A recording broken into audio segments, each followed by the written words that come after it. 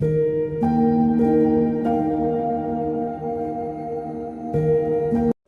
Guys, welcome to our channel. आज हम class 11th के फिजिक्स का chapter system of particle and rotational motion का एग्जाम्पल नंबर 1 करने जा रहे हैं। तो हम स्टार्ट करते हैं अपना क्वेश्चन।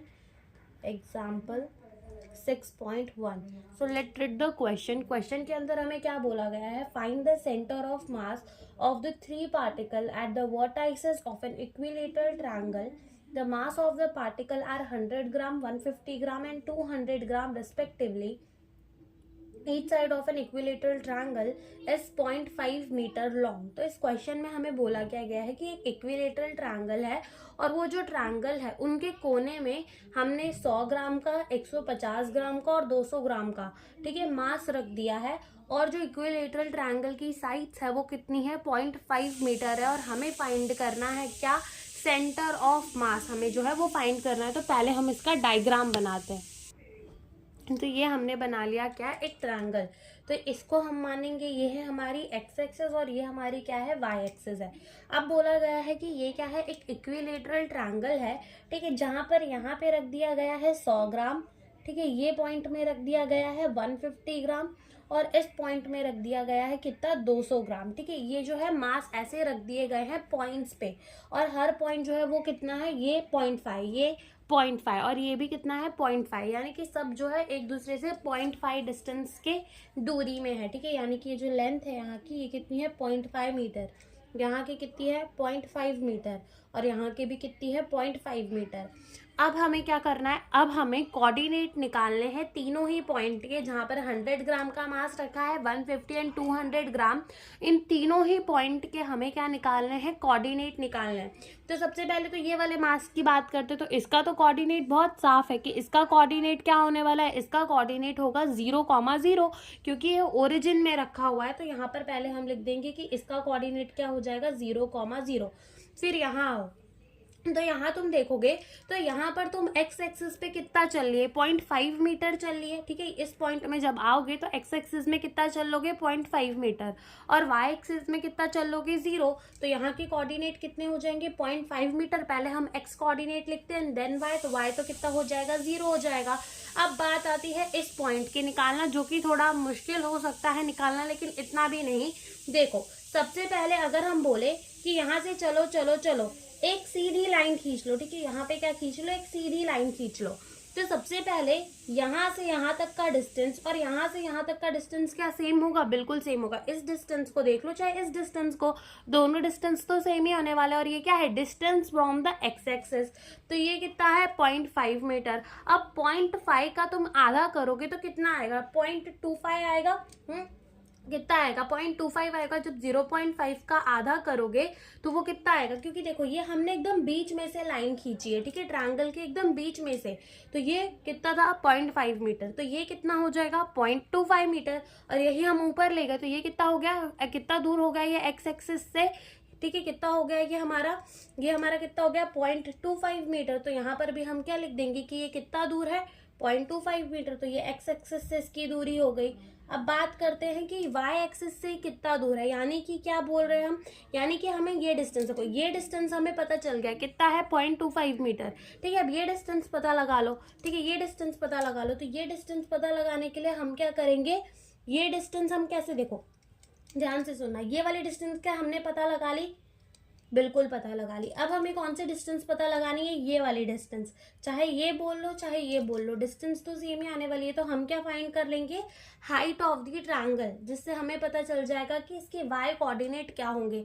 अब हाइट ऑफ द ट्रायंगल पता लगाने के लिए एक फॉर्मूला होता है, और वो फॉर्मूला क्या होता है? वो होता है √3/2 इंटू ए क्या होती है? Side of the triangle. बस इसमें पुट कर दो तो यहाँ से ये हो जाएगा √3/2 इंटू साइड कितनी है? 0.5। तो जिसे हम इसे डिवाइड करेंगे तो कितना आ जाएगा? 0.25 और ये हो जाएगा √3। तो ये क्या आ गया? Y coordinate. तो यहाँ लिख देते हैं 0.25 और ये क्या आ गया? √3। तो ये हमारे क्या आ गए, ये हमारे कोऑर्डिनेट आ गए तीनों ही पॉइंट के जो हमें निकालने थे, ठीक है। तीनों ही पॉइंट के हमारे क्या निकल चुके हैं, कोऑर्डिनेट निकल चुके हैं। और अब हमें क्या फाइंड करना है, सेंटर ऑफ मास। एक और बार बता देती हूँ, देखो ओरिजिन में था तो इसका कोऑर्डिनेट 0,0, यहाँ से हम कितना चल लिए 0.5 चल लिए, एक्स एक्सिस पे चल लिए तो कितना हो गया 0.5, वाई एक्सिस पे अभी भी कितना है 0, तो 0.5 और हमने क्या कर दिया 0। इधर से अगर हम देखें एक्सेस से, अगर तुम इस पॉइंट में चलोगे ना, इस पॉइंट से देखो तो एक्स एक्सिस में कितना चलिए 0.25 चलिए, और वाई एक्सिस पे कितना चलिए, ये जो तुम चले वो क्या चले, वाई एक्सिस पे चले, तो वो कितना हो जाएगा वाई एक्सिस, यानी कि हाइट ऑफ द ट्रायंगल। तो हाइट ऑफ द ट्रायंगल निकालने का फॉर्मूला होता है √3/2 इंटू ए क्या होती है, साइड ऑफ द ट्रायंगल की लेंथ कितनी है हमारे ट्रायंगल की साइड्स की, वो ठीक है। तो वो हमने पुट किया तो हमारा जो वाई कोऑर्डिनेट है कितना आ गया 0.25 इंटू √3, ठीक है। तो ये हमने क्या फाइंड कर लिया, कोऑर्डिनेट फाइंड कर लिए। अब हमें क्या निकालना है, सेंटर ऑफ मास। अब जैसे कि हमें पता है ये कोई ट्रायंगल है हमारा, ठीक है, कोई क्या, ये ट्रायंगल ही है हमारा, तो ट्रायंगल का सेंटर ऑफ मास कहाँ आता है, एकदम मिड पॉइंट में ही उसके आएगा, लेकिन हमें बस कोऑर्डिनेट फाइंड करने हैं। तो हम सबसे पहले क्या फाइंड करेंगे, x coordinate of the centre of mass. क्या फाइंड करेंगे, x coordinate of the centre of mass. तो ये निकालने का फॉर्मूला क्या होगा, m1x1 plus m2x2 plus m3x3 upon में m1 plus m2 plus m3, ठीक है। ये हमें यहाँ पुट करना है। तो यहाँ पे पहले हम लिख लेते हैं कि हमारा m1 कौन है, m1 इज 100 ग्राम, m2 कितना है हमारा 150 ग्राम, और m3 कितना है हमारा 200 ग्राम है, ठीक है। और ऐसे ही हमारा x1 कितना है 0, ठीक है, यहाँ पे x1 कितना है 0, x2 ठीक है, ये कितना है 0.5 और x3 दिस, ठीक है, x3 कितना है 0.25।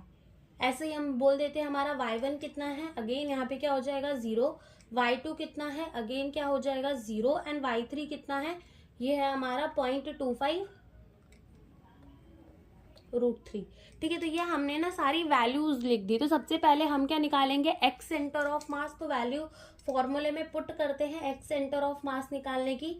m1 कितना है 100, x1 कितना है 0, प्लस m2 कितना है 150, x2 कितना है 0.5, प्लस m3 कितना है 200, x3 कितना है 0.25 अपॉन में m1 plus m2 plus m3, यानी कि कितना हो जाएगा 100 प्लस 150 प्लस 200, ठीक है। तो यहाँ से x सेंटर ऑफ मास जो है 100 इंटू 0 तो 0 हो जाएगा, 150 इंटू 0.5 करेंगे तो वो कितना आ जाएगा 75 आ जाएगा, प्लस 200 इंटू 0.25 करेंगे तो वो कितना आ जाएगा 50, और ये कितना हो जाएगा 200 प्लस 100 300, और 300 में और 150 जोड़ देंगे तो वो कितना हो जाएगा 450।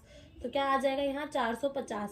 फिर 50 प्लस 75 कितना होता है, यहाँ 0 प्लस 5 कितना हो जाएगा 0, और 7 प्लस 5 तो 7, 8, 9, 10, 11 एंड 12, तो ये हो जाएगा 125 अपॉन में कितना हो जाएगा 450।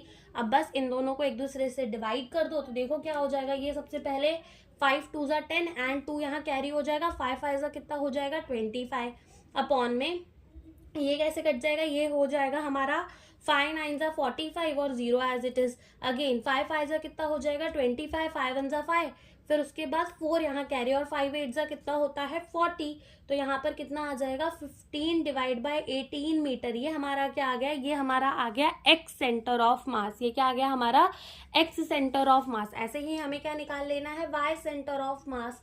तो वो क्या होगा हमारा m1 y1 plus m2 y2 plus m3 y3 upon में m1 plus m2 plus m3।